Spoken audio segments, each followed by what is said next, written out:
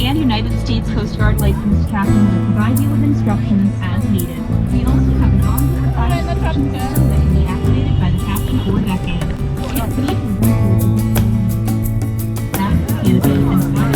As indicated by the arrow on the roof. There are life jackets overhead on both sides and in the back of the duck.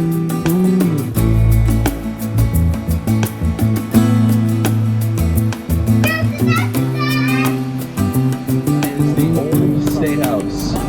That was built in 1713. That happened right out here in front of the old State House on March 5th, 1770, when 9 British soldiers opened fire on a crowd of hundreds of Boston citizens with their muskets, and 5 people were killed. It was called a massacre by Samuel Adams, Paul Revere, England seeking religious freedom. They came here, they named this place Boston, after Boston, England, where they'd come from originally. Very creative. Also buried over there at King's Chapel Burying Ground is Mary Chilton. She was the first passenger to step foot off of the Mayflower. Also on the left is Omni Parker House. That's the oldest operating hotel in the United States. If you like dessert, this is the place for you. It is the birthplace of the Boston Cream Pie and the Parker House roll. Up ahead on the right is the Granary Burying Ground. You got a lot of big names buried over here at the Granary. Right in the front, you'll see a grave marker with a green plaque on it. Right here in the front, with these American flags in front of it. That's where Samuel Adams is buried. Buried next to Samuel Adams are the 5 victims of the Boston Massacre. This tall marker here in the center of the burying ground is where Benjamin Franklin's parents are buried. Way in the back, behind Ben Franklin's parents, there is a large white marker back there. That's where Paul Revere is buried. Buried next to Paul Revere, all the way back there, are both of his wives and 14 of his 16 children. He had 16 children. Famous for his midnight ride, Paul Revere got around. You'll see another tall marker over here at the end of the burying ground. That is where John Hancock is buried, the first signer of the Declaration of Independence.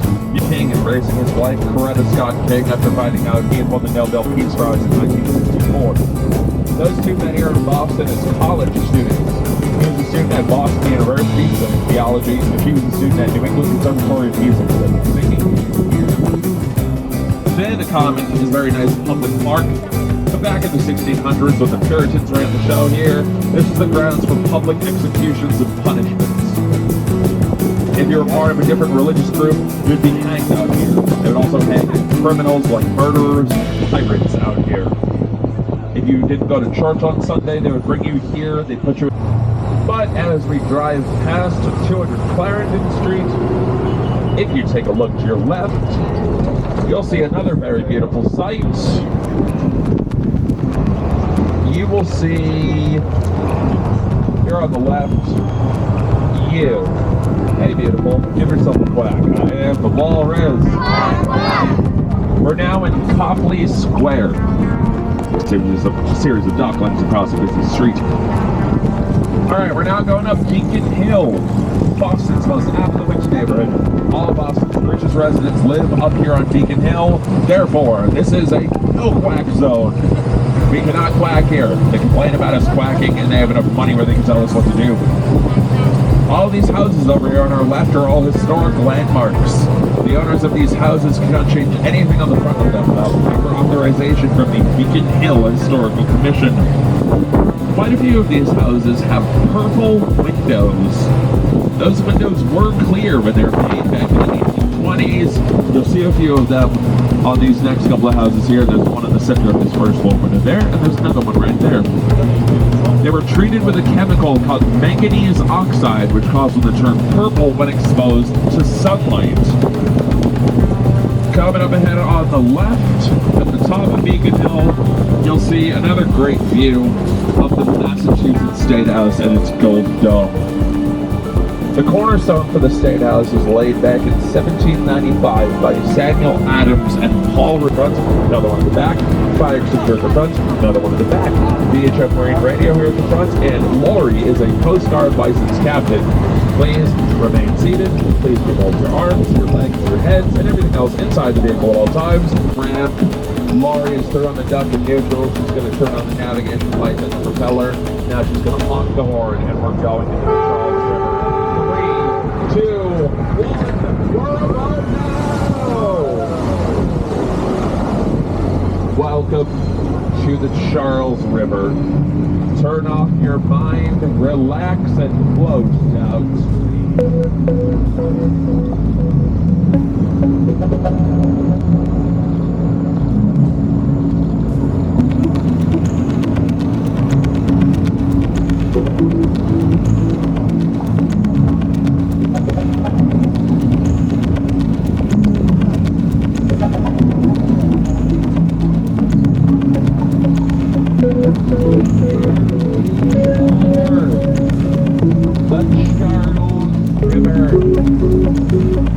This river is 80 miles long. And we're going all let's go.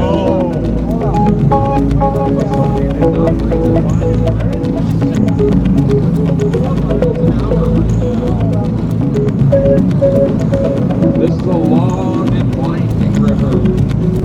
Caught on fire 13 different times due to all the pollution. Just unlucky.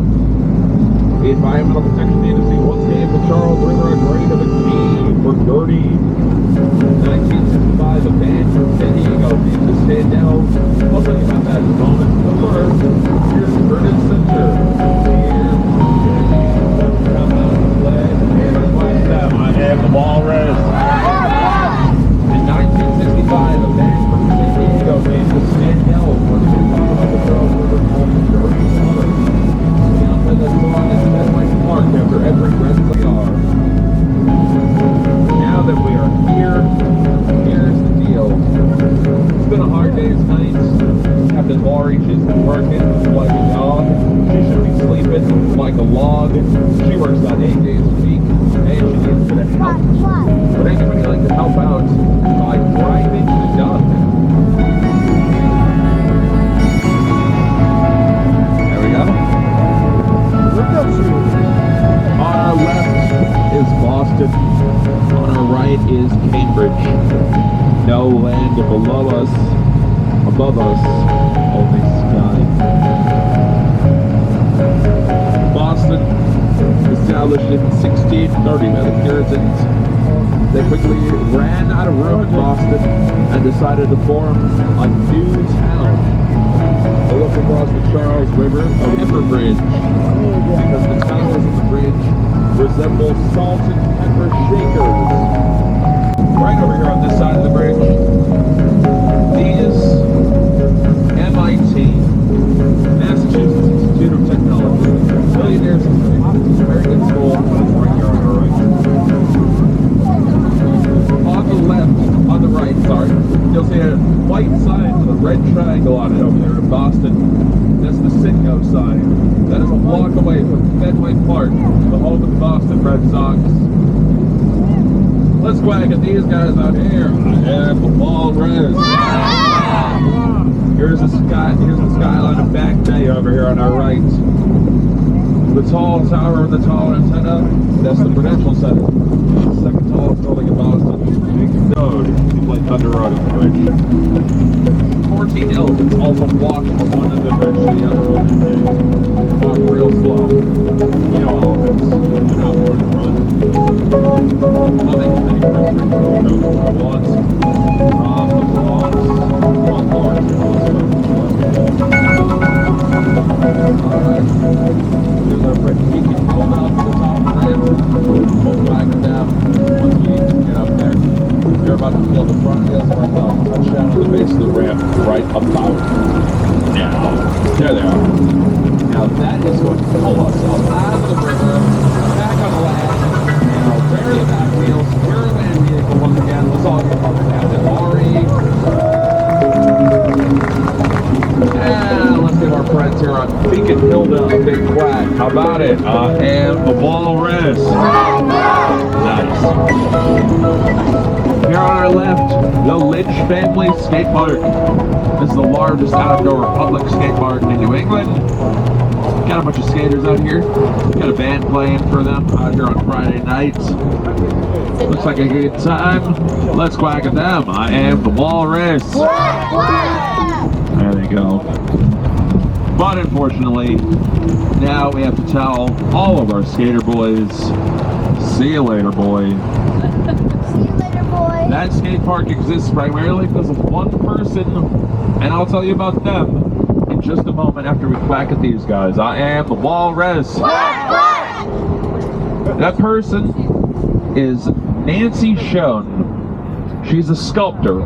She sculpted the ducklings in the public garden and the tortoise and the hare in Copley Square.